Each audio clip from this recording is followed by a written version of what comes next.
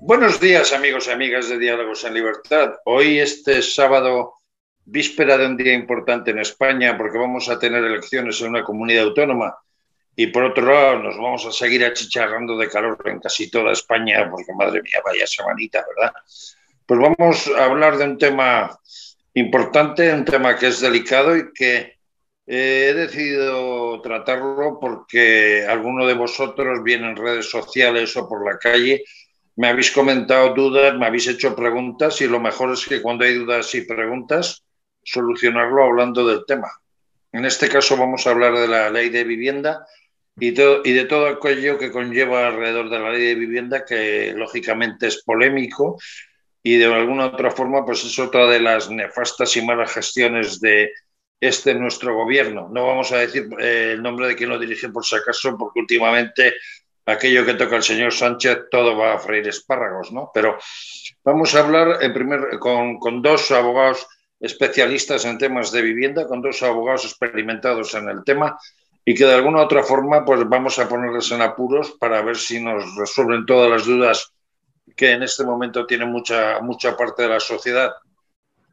Vamos a hablar con el despacho de Lacaci Abogados, de Carlos Lacaci, con Carlos Lacaci y Adriana Delgado, los dos especialistas en temas de vivienda, y con ellos vamos a iniciar nuestro programa de hoy. Carlos y Adriana, buenos días. Muy buenos días, Eugenio. Si el calor nos deja a estas tempranas horas del sábado por la mañana, pues vamos a hablar de la ley de vivienda. Como Carlos vas a tocar tú el aspecto político y la técnica, en este caso es Adriana, y además porque es la dama de la reunión, me vas a permitir que empiece con ella, Carlos. Y le voy a preguntar a Adriana, oye Adriana, la ley de vivienda que tenemos en vigor o que el gobierno pretende poner en vigor es tremendamente polémica, desde muchos aspectos dudosa y en otros podría rozar aspectos no constitucionales, pero ¿cuáles son un poco sus características como los aspectos más importantes de la ley de vivienda que nos quiere encajar el gobierno? Gracias, Eugenio. Pues como usted me ha definido o ha definido la intervención que voy a hacer en su programa, me voy a limitar a la parte técnica, dando unos apuntes generales que considere que efectivamente son los que más puedan interesar al ciudadano, y la parte de opinión pues se la dejo a ustedes. Como ya sabrán, las mayores preocupaciones de ciudadano, ¿no?, independientemente de la polémica que pueda suscitar esta ley, se refieren a las dificultades, ¿no?, que hay para acceder a la vivienda, el asunto de los desahucios y en cuanto a las ayudas del alquiler. Bueno, pues centrándome en estos aspectos respecto a la ley de la vivienda, hay que destacar que en las promociones de obra nueva se va a destinar un 30% a lo que es el parque público. Se va a compensar al promotor a cambio de forma monetaria o de otra manera. Y además la mitad de dicho porcentaje se va a destinar a alquiler social, es decir, un 15%. Además, el parque público de vivienda social va a pasar a considerarse patrimonio, de manera que queda protegido y no puede ser enajenado. Aparece el concepto de zona tensionada, que además compete tanto al Estado como a las comunidades autónomas, y se refiere a aquellos hogares a los que le supone el pago del alquiler o lo que es la hipoteca un 30% el incremento por encima del ingreso medio. Al ser esto así, lo que está previsto para ellos es que durante 3 años prorrogables se va a tratar de evitar que se produzca una subida indiscriminada del alquiler con un índice de referencia. Respecto a este índice de referencia... Perdón, Adriana, vamos a ver. Y me interrumpiendo.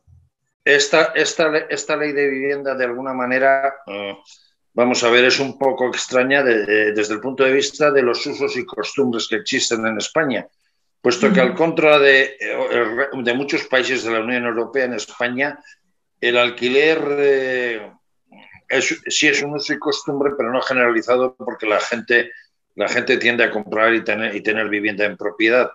Desde ese aspecto, ¿cómo podemos calificar esta ley? ¿Es una ley positiva para el alquiler? ¿Es una ley negativa para la propiedad? ¿Cómo la podemos calificar? En este sentido, tenemos que referirnos a nuestra ley de arrendamientos urbanos, ¿no? La última modificación que hubo, que fue la del 2019. Sí, eso lo vamos a tocar un poquito más adelante, no, pero y en profundidad, luego, porque es importante la ley de arrendamientos urbanos y el hecho de los contratos de alquiler y todo este tipo de cosas. Pero usted, como experta, ¿cómo calificaría la ley de vivienda? ¿Va contra, de alguna manera, a atacar la propiedad privada y beneficiar el alquiler, a hacer algo de manera que puedan convivir las dos cosas, o más bien se centra exclusivamente en el alquiler, beneficiando de alguna forma al inquilino y dejando al propietario, en este caso, un poco abandonado? Yo quería referirme en este momento, Eugenio, a la LAU, porque se va a congelar el precio del alquiler, ¿no? Que es algo inaudito y que contradice el artículo 17, ¿no?, de esta ley. Pero en cuanto a la pregunta que usted me hace, intentando limitarme a la parte técnica, pero es evidente que se está protegiendo al inquilino y no al propietario. Que todas estas medidas, ¿no?, si bien es verdad que son las preocupaciones de todo ciudadano, ¿no?, los aspectos que acabo de reseñar, y que luego voy a ir tallando un poquito más, ¿no?, lo que refiere a los mismos esta ley, evidentemente lo que se protege es al inquilino y a esos colectivos que supuestamente están en una situación de vulnerabilidad, y a la contra al propietario, lo que no debía de ser así, porque esta carga pues no debía de recaer sobre el mismo, ¿no?, sino sobre el propio poder público. Esa es mi opinión al respecto. Carlos, por hacer una valoración política de esta ley, ¿qué valoración política podemos hacerla? Pues, Eugenio, si me permite, bueno, buenos días, y a todos los oyentes, que sé que este programa les son muy fieles, y yo celebro, porque estuvimos hace ya unas temporadas participando también en algunos debates con ustedes, y encantados de estar aquí nuevamente. Y estará más veces. Lo que pasa es que a veces la actualidad es complicada y los temas de derecho a veces también, pero vamos, Carlos Lacaci es amigo, es colaborador de Diálogos en Libertad y también de Factores de Poder, y por supuesto que tiraremos de todo lo que sea posible. Muchas gracias, Eugenio. Bueno, la valoración que yo hago en estos retazos, porque lleva muy poco, lleva prácticamente 3 meses la nueva ley de vivienda, pero por toda la letra que he podido leer de la propia legislación y por cómo han intentado, como bien usted apuntaba, apuntalar los derechos de los inquilinos, pero desde mi punto de vista, cargando las tintas sobre él y desprotegiendo, por tanto, sobre los propietarios, yo no puedo hacer una valoración positiva de ello.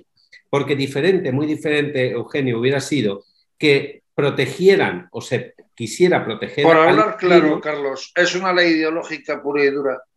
Desde mi punto de vista, tiene un componente ideológico muy importante. Ese componente ideológico es precisamente el que hace cargar la responsabilidad de equilibrar la balanza entre el derecho a la propiedad privada y el acceso a una vivienda digna en el propietario, mientras que es el poder público, como decía mi compañera Adriana, el responsable primero y último en el, por lo menos, no obstaculizar y hacer las políticas sociales necesarias para, por supuesto, tener un acceso más fácil de aquellos colectivos, sobre todo vulnerables, hacia la primera vivienda, pero no a cargo, no a costa del propietario, Eugenio. Teniendo en cuenta, además, y usted lo sabe bien, que hay muchas familias, muchas personas en España que han puesto todos los ahorros en la cesta de su esfuerzo y de su sacrificio, precisamente en su único bien, que es el bien inmueble, que luego les sirve para tener una jubilación más desahogada o que simplemente les sirve como renta porque ha querido y ha podido dirigir sus ahorros hacia ese patrimonio. No Bien, es... Carlos, vamos a continuar con el tema Sí. de la ley de vivienda y yo le preguntaría a Adriana, ¿hay algún otro aspecto de la ley de vivienda que sea que podamos comentar como destacado para luego irnos directamente a lo más importante, que es el hecho, por ejemplo, de los contratos de alquiler, la ley de arrendamientos urbanos, el hecho de los desahucios y todo este tipo de cosas, Adriana? Y otro de los aspectos, similar al anterior y que destacaría, se refiere al tope del precio de alquiler que se impone a los grandes propietarios conforme a un índice de referencia que todavía está por determinar. Se entiende que es gran propietario el que tiene 10 o más viviendas o más de 1.500 metros cuadrados construidos. Otro aspecto también que es interesante comentar son las bonificaciones en el IRPF, ya no de los grandes propietarios, sino de aquellos que tengan menos de 10 viviendas. Si reducen estos precios de alquiler, pues pueden tener bonificaciones de 50% y pueden llegar hasta un 90% si son referidas a viviendas en estas zonas que decía, Perdona, Adriana, zonas tensionadas. Perdón, Adriana, ¿se hace algún Sí. tipo de distinción en esta ley a la hora de cuantificar esas 10 viviendas en cuanto a viviendas que puedan ser de más de 50 o menos de 50 años? Es decir, uno puede tener 10 viviendas de una casa antigua que puede tener 60, 70, 80 años Claro. y pueden tener un X valor tanto de mercado como propiedad o de alquiler. Y otra cosa es que esas 10 viviendas sean sí, que pueden modernas. estar desvalorizadas. No, en principio, o sea, lo que refiere la ley es el gran propietario y el pequeño propietario, ¿no? Y la distinción que hace es esa, que sea más de 10 viviendas o esos más de 1.500 metros cuadrados construidos. Esa es la distinción. Perdone aquí un apunte, disculpa también Adriana, compañera, pero Eugenio, fíjese, eso que usted ha dicho es un tema importante, porque efectivamente se está llamando gran tenedor a aquel que tiene 10 inmuebles sin importar qué inmueble es el que tiene ni qué antigüedad, como bien apunta usted. Es que no es lo mismo tener un inmueble con 10 viviendas construidas en el año 1990 que tener un inmueble con 10 viviendas construidas en el año 1930, 1940, con lo cual no se puede considerar a esa persona gran propietario ni desde el punto de vista del valor económico de la vivienda, ni del precio del mercado, ni del tipo de alquiler que pueda tener esa vivienda, ¿no? Fíjese, Eugenio, hace unos meses, fue coincidiendo con la pandemia, cuando también se limitaron los alquileres y los precios a los grandes tenedores por el tema de la pandemia, etcétera. Llegaron a nuestro despacho, yo recuerdo 2 personas, pero en concreto recuerdo muy bien una persona que tenía que acogerse a esa limitación de las rentas porque efectivamente estaba considerado como gran tenedor y nos decía, mire, es que esto, dentro de los inmuebles que aquí me figuran, tengo 2 que sí que pueden ser considerados inmuebles actuales, como usted dice, de vivienda, etcétera. Dice, pero es que ¿sabe lo que son los otros 8? Son unas naves que sí son de mi propiedad, pero que están en desuso, pero sí que constan, porque a estos efectos inmueble no solo es una vivienda residencial, puede ser un local de oficinas, puede ser una nave industrial, puede ser un chamizo, pero que ya esté registrado como propiedad. Y claro, esta persona estaba preocupada porque no le estaba rentando nada a esas 8 naves industriales que tenía abandonadas. Así que usted apunta bien porque en esto la ley hace tabla rasa, pero no entra al foco que debería de entrar de desgranar qué es cada vivienda o cada caso particular. De hecho, un poco a colación, ¿no?, de lo que estamos comentando, efectivamente, un poco en la línea, ¿no?, de esta generalidad a la hora de distinguir quién es el gran propietario, el pequeño propietario, con el objeto, ¿no?, según dice la ley, pues de incentivar el alquiler y pues evitar que haya casas desocupadas. También a los propietarios de más de 4 viviendas en un municipio que hayan estado desocupadas durante más de 2 años, se pueden ver pueden verse obligados a asumir un incremento del IBI con un recargo de hasta el 150%. Se hace distinción perdón, se hace una distinción si ese propietario que tenga la casa desocupada a los años es de una población turística o es de una población normal. No, lo que se refiere es que es una casa que se puede considerar. Porque puede ser una casa de verano o no. Claro, claro.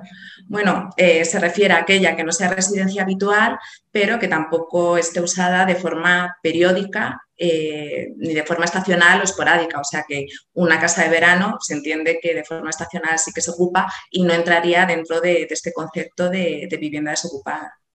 ¿Podría llegarse a expropiar por parte de un ayuntamiento o una administración autonómica esa supuesta vivienda desocupada? Lo que prevé la ley se refiere concretamente a un recargo en el IBI, ¿no? A cargo del ayuntamiento y también de la comunidad autónoma. Ese aspecto pues habría que estudiarlo más detenidamente, ¿no? Pero concretamente esto es lo que recoge la ley. Bueno, yo ahí, si me permite, Eugenio, usted hoy está dando muy buenas puntadas con hilo, pero porque realmente usted me ha preguntado, hemos reflexionado si el componente o hay un componente ideológico dentro de esta ley de vivienda. Yo, sin ningún género de dudas, he manifestado que sí. Aquí tiene uno más. Todo va a cargo o a costa del propietario, conculcando el derecho a la propiedad privada, que es un derecho fundamental reconocido en la Constitución española.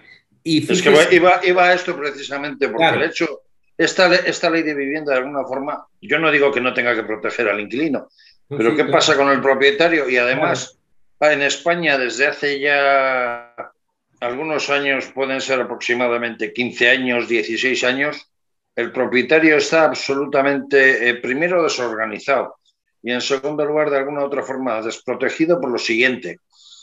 Yo soy vasco y, por lo menos en la comunidad autónoma vasca, hasta que el Partido Nacionalista Vasco entró en coalición con Izquierda Unida, con el señor Madrazo como consejero de Vivienda, existían unos organismos que se llamaban Cámara de la Propiedad Urbana.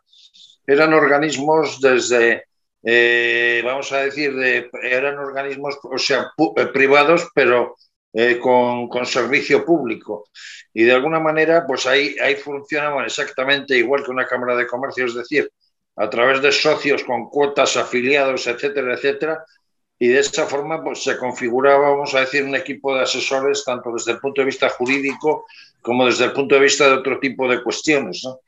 Y eso, de alguna forma, pues vamos a decir que hacía que la persona que estuviera inscrita en esa Cámara de Propiedad Urbana pues tuviera una seguridad jurídica, por llamarlo de alguna forma, y seguridad en otro tipo, ¿no? Y eso es una figura que ha desaparecido. Pero antes de entrar a fondo en esto de esta figura, yo sí le preguntaría a Adriana un aspecto que me parece importante.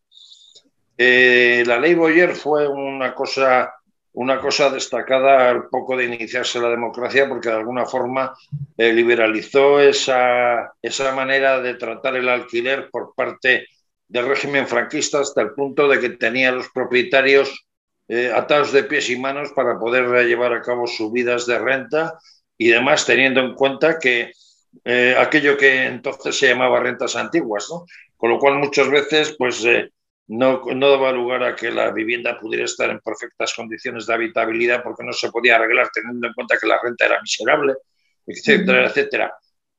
Luego se modificó esa ley con la conocida ley Boyer. Y yo le preguntaría a Adriana, si comparamos esa ley franquista en la cual se perjudicaba notablemente al propietario, ¿se puede comparar con la actual perspectiva que nos da la ley de vivienda? ¿Qué diferencias hay desde el punto de vista de intervención absoluta y que deja al propietario, vamos a decir, de alguna manera indefenso? Claro. Bueno, pues ya lo estábamos refiriendo, Eugenio, perdón. Efectivamente, al final, sin querer entrar a esa valoración, porque como digo, se lo dejo a ustedes, con lo que nos encontramos es una pérdida de libertades, ¿no? Y desde luego por parte del propietario, que en este caso podría concluirse que es el principal perjudicado, efectivamente. En el momento en el que, como reseñaba al principio de mi intervención, pues se le está congelando el precio del alquiler, pues evidentemente supone un retraso importantísimo, ¿no? Respecto a un derecho como es el derecho a la vivienda y el derecho a la propiedad privada, que también es de propietario, por cierto, ¿no? Sea o no gran tenedor. Entonces, bueno, no sé si haría concretamente esa comparación, pero desde luego no supone una evolución respecto a lo que ya teníamos, ¿no? Y lo conseguido hasta ahora, efectivamente. Y desde luego, efectivamente, estoy muy de acuerdo con lo que apunta Adriana, porque además, fíjese, Eugenio, que en Cataluña, justo antes de que entrara en vigor esta ley de vivienda, ya se experimentó con la limitación del precio de las rentas de alquiler. Se experimentó y el Constitucional pues terminó dictando y declarándolo inconstitucional. Pero es que además lo que se ha demostrado en aquellos lugares, en una parte de Francia se experimentó también, donde se pretende limitar por ley el precio de la vivienda, no solo no consigue bajar el precio de la vivienda, sino que en algunos supuestos incluso hay alza de la vivienda, porque entonces los propietarios, al no tener esa libertad, no ponen a la venta, del régimen de alquiler, sus viviendas, no las sacan al alquiler y por tanto hay menos vivienda y por tanto el precio sube. O sea que no es la mejor vía de solución. Aquí la vía lógica de solución que pertenece al poder público es construir suelo público también en régimen de alquiler, que hay un déficit de suelo público en régimen de alquiler desde hace muchos años en España frente a otros países de nuestro entorno. Entonces, Carlos, le hago la pregunta que le he hecho a Adriana. Si comparamos la manera de actuar que tenía el franquismo con las viviendas y la limitación de subidas de alquileres, aquello que nuestros padres decían, pues tenemos una vivienda de renta antigua y nos sale el ojo de la cara arreglarla, tenerla en condiciones para que el inquilino sobreviva bien, y resulta que no podemos subirle ni 5 pesetas el haber cambiado en un año, por ejemplo, el calentador del agua, ¿no? Pues empieza a sonar la música muy parecida, una melodía muy parecida a aquello. Yo recuerdo, Eugenio, que efectivamente por tema de renta antigua, bueno, yo era muy pequeño, pero yo recuerdo de mis padres o de mis abuelos tener muchos problemas de conocidos, de amigos, de amistades o de familiares incluso, porque efectivamente llevaban pagando una cuota irrisoria el inquilino por este tema de la renta antigua, querían disponer, ya no solo subir la renta, es que necesitaban disponer de esa renta y eran además rentas vitalicias que hasta que no moría la persona, el inquilino, no podían deshacerse tampoco de ese contrato que era del todo leonino para el propietario y bueno, pues resultaba que ni podían deshacer el contrato ni podían subir las rentas, se encontraban atados de pies y de manos y esta ley, el espíritu de la ley va por un camino similar. Si bien las rentas se dirá, bueno, hombre, estamos hablando de 600, 700 euros, bueno, pero es que en el momento que me coartan la libertad de poner el precio de mercado que yo considero oportuno, siempre y cuando haya un comprador, o en este caso un arrendador, perdón, y un arrendatario que quieran pactar libremente, ¿quién es el Estado para entrometer sus manos y no dejar esta libertad de pactos? Y hay algo que se llama ley de libre mercado, ¿no? Efectivamente, que además redunda también negativamente en la propia ley de competencia, porque precisamente pactando o disminuyendo por ley estos precios, hay otros operadores también, en este caso los agentes de la propiedad inmobiliaria, de las inmobiliarias, etcétera, pues que se ven constreñidos a tener también que bajar ese precio y no están en igualdad ya de condiciones frente a otros operadores. Claro. Si les parece a los dos, vamos a pasar a algo que me parece importante, como es lo que es el contrato de arrendamiento y lo que puede ser de alguna manera la ley de arrendamientos urbanos. Adriana, ¿qué podemos decir de lo más importante de la ley de arrendamientos urbanos en este momento? Bueno, sobre todo las modificaciones, ¿no?, que pueda suponer la ley de la vivienda a una ley de arrendamientos urbanos, que la última modificación es del 2019, o sea que es relativamente reciente. Entonces entra en colisión, por tanto se entiende que va a suponer una modificación y un poco en la línea de lo que estamos comentando, ¿no? Primero, congelar el precio del alquiler, que hay varios aspectos de esta nueva ley en la que se trata, ¿no?, respecto a lo que ellos llaman, o este concepto nuevo, ¿no?, de zonas tensionadas, o incluso el tope, ¿no?, del alquiler que se le impone a lo que ellos, o lo que se considera en esta ley, grandes propietarios, con un índice de referencia que de momento no conocemos, e incluso aparecen Pero aspectos... sigue sin catalogar la antigüedad de las viviendas ni el hecho de que pueda tener una persona No, se 5 limita viviendas al número de antiguas viviendas y a la nuevas. superficie construida de la que se sea propietario. Efectivamente, esa es la distinción que se hace, pues, para considerar que se es gran propietario, o incluso pues entra en aspectos como pueda ser la duración del contrato, ¿no? Pues también hay La duración del contrato estaba establecida, según la ley Boyer, en 5 años, y ahora creo que pasa a 7 años, ¿no? Bueno, la ley, o sea, se entiende que son 5 años, efectivamente, tácitamente se pueden prorrogar 3 más, pero esta ley llega a comprender que, bueno, contempla incluso otra prórroga extraordinaria, ¿no?, que es lo que decimos, que es en perjuicio del propietario. Efectivamente, porque al final se le está obligando a aceptar unas condiciones que no son las pactadas. Carlos, ¿qué valoración podemos hacer de esta ley de arrendamientos urbanos y específicamente en cuanto a que se dé a conocer o que exista un modelo de contrato oficial para que el ciudadano pueda conocerlo? Porque muchas veces uno va a alquilar un apartamento, lo lleva a la inmobiliaria, se encuentra un posible inquilino, resulta que es la inmobiliaria la que te da el contrato y se da por bueno. Por otro lado, luego también ustedes los abogados pues también tienen, entre comillas, un pequeño negociete con el tema de elaborar contratos de alquiler. ¿Qué valoración se puede hacer de la ley de arrendamientos urbanos, Carlos? Bueno, va en la línea de lo que ya venimos comentando. En este supuesto hay deducciones también que se ofrecen a los propietarios que alquilen viviendas a jóvenes. Eso me parece positivo, eso es correcto. Sí.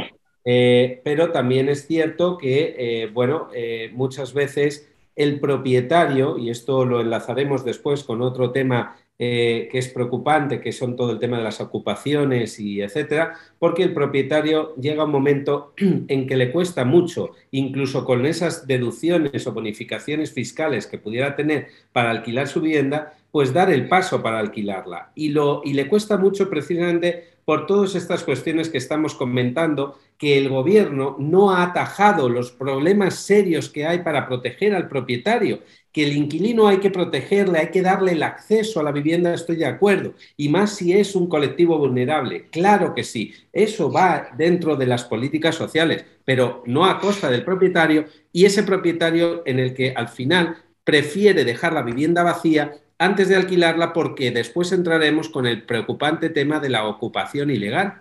Perdón, Carlos, ¿qué sector de la población, sobre todo, vamos a decir, de 50 años para arriba, qué porcentaje se puede decir en España que son propietarios de vivienda, que han comprado una vivienda para tener, vamos a decir, un sobresueldo cuando se jubilen con esa renta y demás? ¿Qué porcentaje se podría establecer?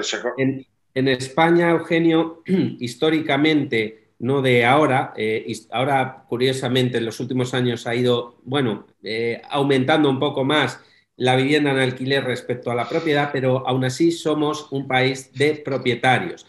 España llegó a ser casi rozando el 75% de propietarios respecto a las viviendas que había en el mercado, y esto precisamente está conectado porque en España el ahorrador suele refugiar su dinero y suele poner su esfuerzo, su trabajo, sus rentas en el inmueble, en el ladrillo. Esto ha sido siempre así. Hemos tenido históricamente esa cultura frente a otros países del norte de Europa, sobre todo, que han sido más propensos a alquilar la vivienda o a otras soluciones, ¿no? de ahorro o demás. En España prácticamente ya le digo que se llegó a ese tope, ahora estaremos rozando el 70%, sigue siendo muy alto el porcentaje respecto a viviendas en alquiler.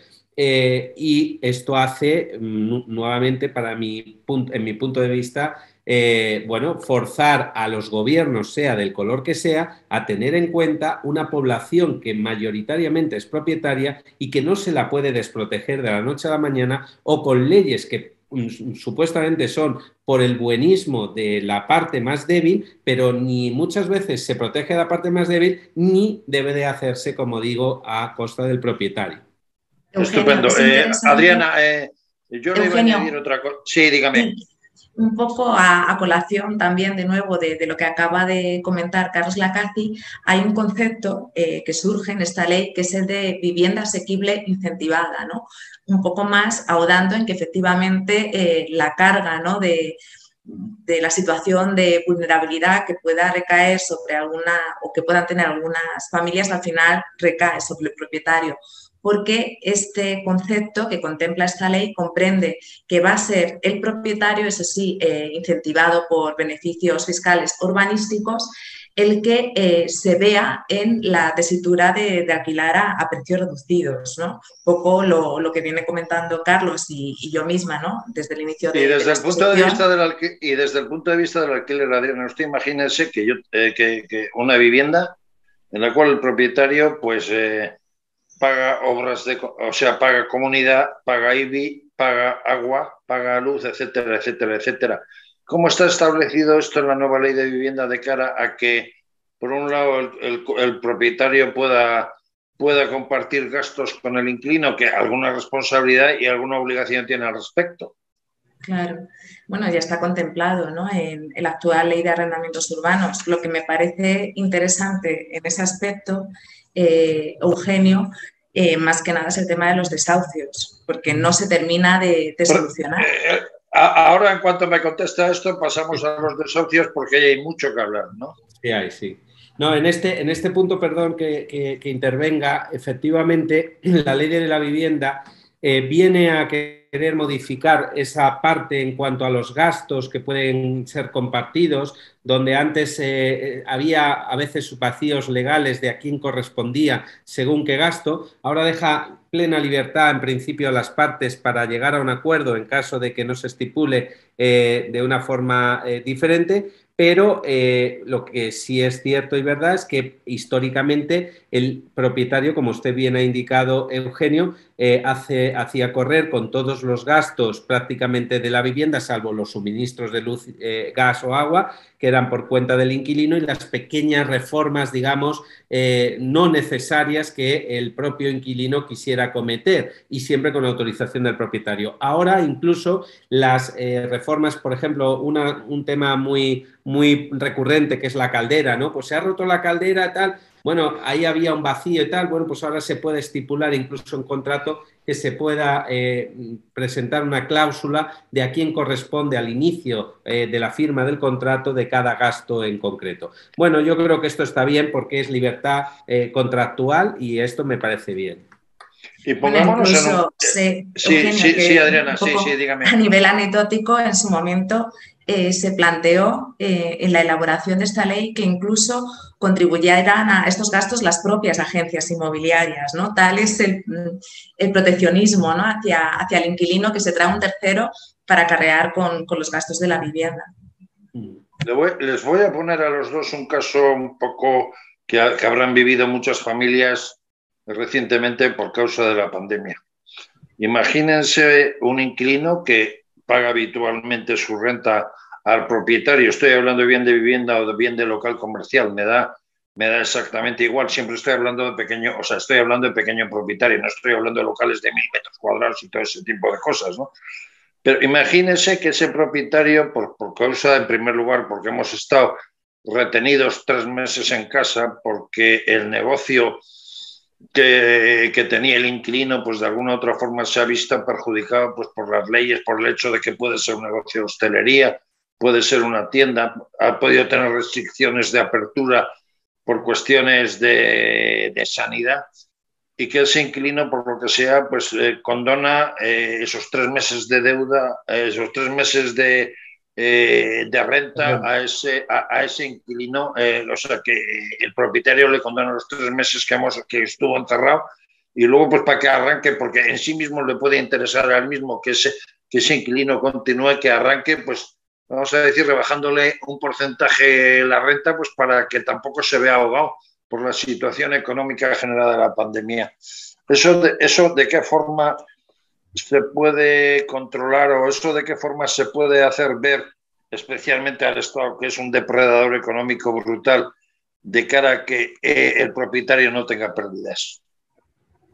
Pues Eugenio, si me permite, Adriana, este sí, fue un punto muy... Durante la pandemia hubo... Sí. Durante la pandemia fue un punto de mucha conflictividad y muy recurrente, que nos llegó a nuestro propio despacho, porque efectivamente, bueno, la máxima de los contratos que están para cumplirse, que es el latín pacta sunt servanda, tuvo aquella otra fórmula que era rebus sic stantibus, es decir, sí, estando así las cosas por una causa, vamos a decir, sobrevenida al contrato, al propio contrato, y que no se podría haber contemplado a la formalización del mismo, como fue la pandemia, pues posibilitó en muchos casos que hubiera una modificación de las cláusulas que contractualmente se hubieran firmado.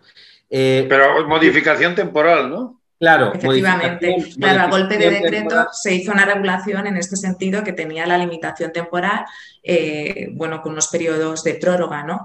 Posteriores a la finalización de pero con esa limitación temporal, efectivamente, ¿no? Que permitía esta regulación de carácter excepcional, pues para paliar un poco los efectos pues, que conllevaba la crisis sanitaria tan importante que acabamos de tener. Pero que, como dice mi compañero Carlos Lacaci, efectivamente eso ya lo tenía el propio derecho, ¿no?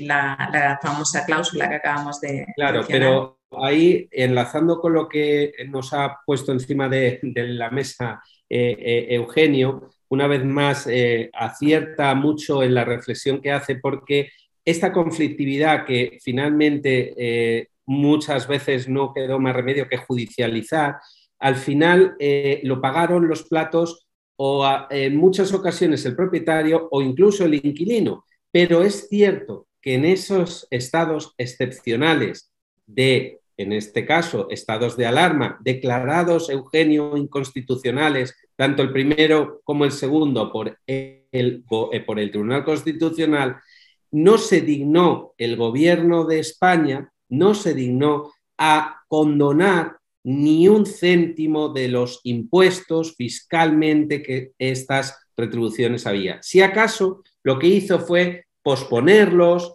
dar alguna ayuda indirecta vía ICO, que no llegaron casi nunca, etc. Entonces, en la cláusula rebus sic stantibus de los contratos, nosotros, algunos juristas, siempre dijimos que por qué no se podría ampliar también a cuestiones que obligaban al administrado con la propia administración. Estando así las cosas, siendo una cosa excepcionalmente, ¿por qué no el gobierno, por qué no las administraciones, como bien apunta usted, Eugenio, se bajaron de su pedestal y dijeron o tuvieron que decir, oiga, mire, le condono esto porque realmente vivimos en un estado tan excepcional que hay que hacer medidas excepcionales? Y no se llevaron a efecto. Se dejaron a la espalda nuevamente del propietario o incluso del inquilino, aquí también.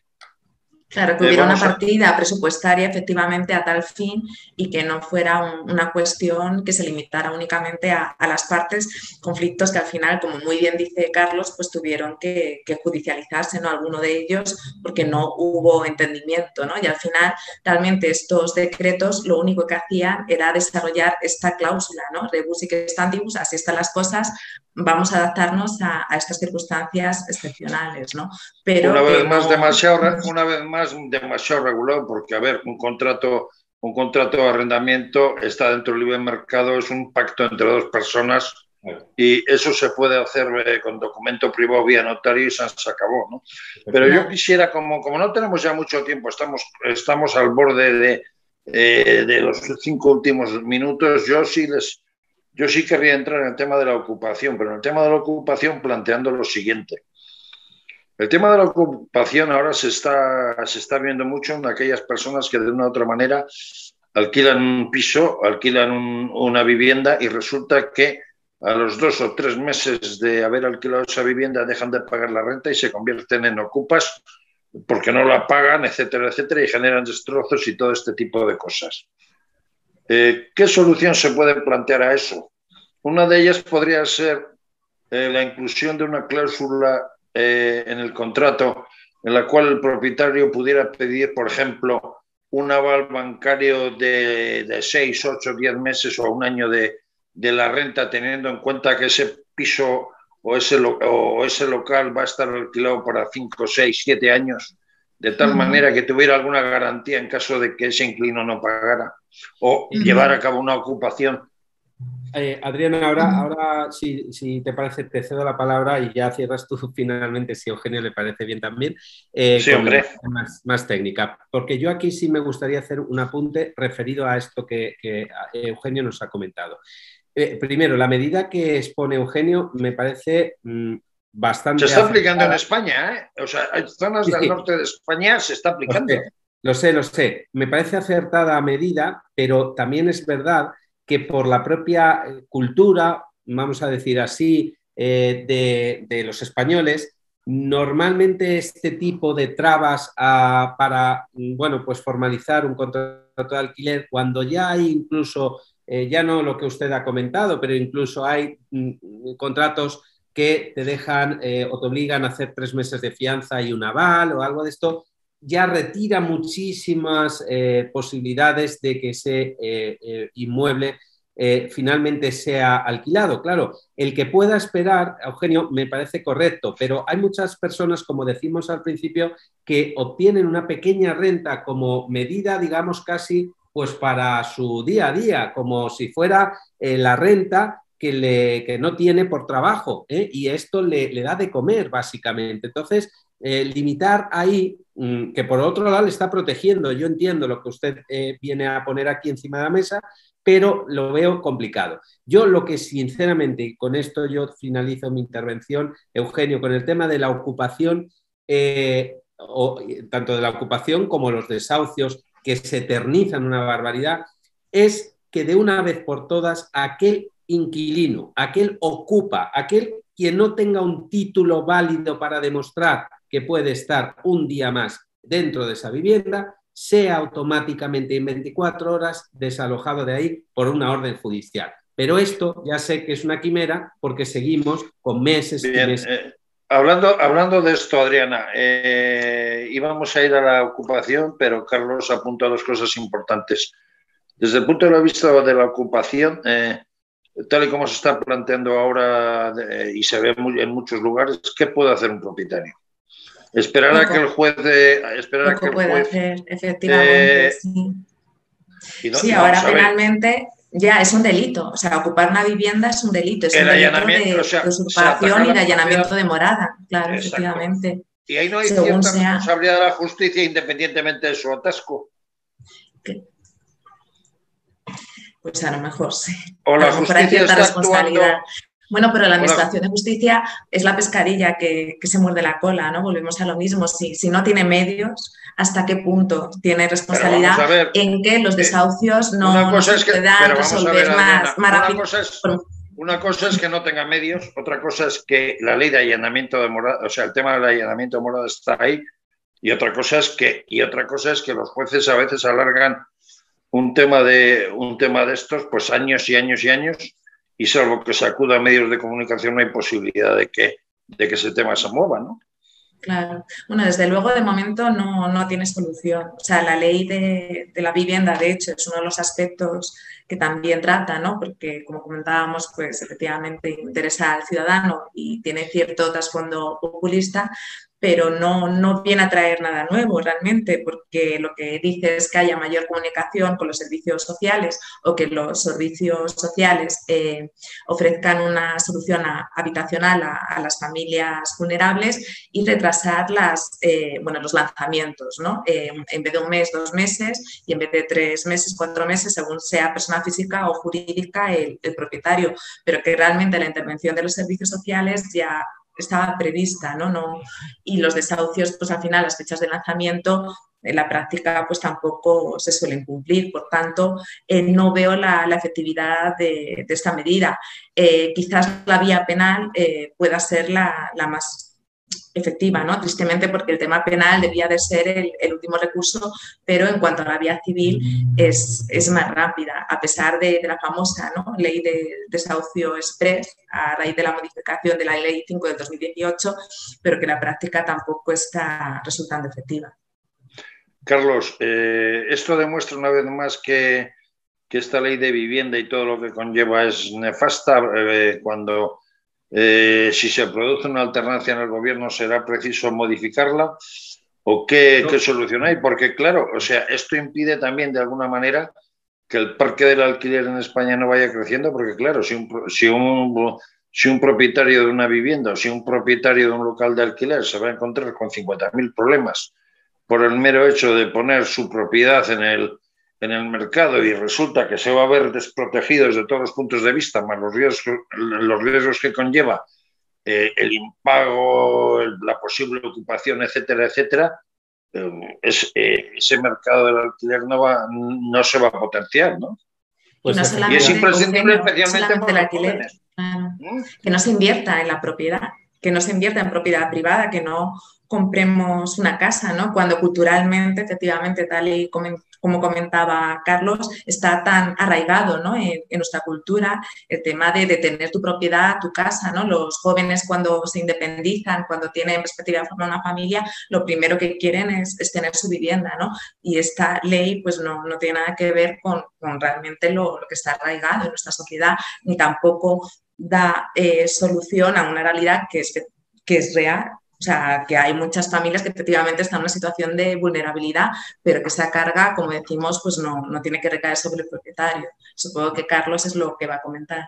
No, bueno, sí, yo sobre todo hay una cosa que siempre espero y deseo cuando el legislador se pone, pues a regular cualquier materia, y más si es una materia tan sensible como el acceso a la vivienda, y es que por un lado dé seguridad jurídica, y por otro lado palíe aquel déficit, vamos a decir, que venía a resolver. Si no hace ninguna de estas dos, si no resuelve ninguna de estas dos cuestiones, la ley es nefasta, como usted mismo, en palabras de Eugenio, ha expresado. Y la seguridad jurídica, con las cuestiones que estamos viendo, pues me temo que no se va a resolver, y el déficit en cuanto al acceso a la vivienda, pues antes al contrario, porque la poca vivienda que pudiera quedar como parque, efectivamente, de vivienda de alquiler, se va a retraer aún más por los miedos y estos obstáculos que usted mismo apuntaba, Eugenio, y mi compañera Adriana ha ido exponiendo perfectamente en su exposición.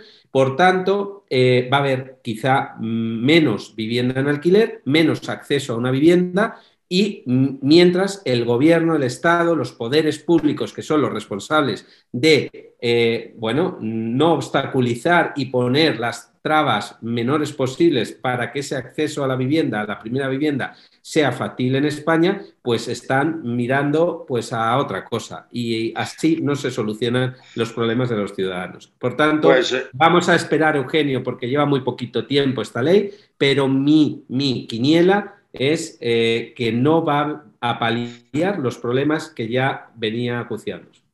Pues Adriana y Carlos y Adriana, nuestro tiempo se está acabando, lamentablemente, pero sí prometo que en un par de semanas, después de que se nos pase la cumbre de la OTAN y ciertas cosas al inicio del verano, les volveré a convocar para seguir hablando, porque, a ver, en Diálogos en Libertad no hemos querido dejar de lado al inquilino ni otros aspectos, sino que lo hemos dividido un poco porque también hay que tocar el tema de los pisos turísticos, etcétera, etcétera, ¿no? Pero lo tocaremos, Dios mediante, pues en un par de semanas o 3, porque son aspectos importantes y Diálogos en Libertad lo único que quiere en este caso es intentar aclarar a nuestros televidentes aquellas dudas planteadas y esperemos que esto sirva para que sea de alguna forma aclaratorio y que sepan moverse en este tema, ¿no? Pues Eugenio, muchas gracias por mi parte, por la oportunidad que aquí nos ofrece. Por supuesto, a disposición pues, de todos los televidentes de Factores de Poder, de Diálogos en Libertad y de los programas que vienen ustedes desarrollando, que son muy prácticos y muy necesarios para cualquier ciudadano de a pie. Y si hemos podido hacer siquiera un pequeño granito de luz, pues bienvenido sea y ese es el objetivo cumplido. Muchas gracias. Tenga cuidado, don Carlos, que le dejo sin verano. A ver, bueno, Adriana. Entre ola de calor y ola de calor, espero que nos deje. Adriana, próximamente, ya digo, en un par de semanas o sí, hablaremos de más aspectos desde el punto de vista del inquilino. Hablaremos también de esos pisos que ahora llaman turísticos, pero son esos pisos de alquiler de verano. Y nos volveremos a ver muy pronto aquí en Diálogos en Libertad. Damos muchas gracias y a nuestros televidentes hasta la semana que viene, que tocaremos el manido tema de la OTAN, pero desde un punto de vista interesante, como siempre intentamos en Diálogos en Libertad. Muchas gracias. Gracias. Muchas gracias.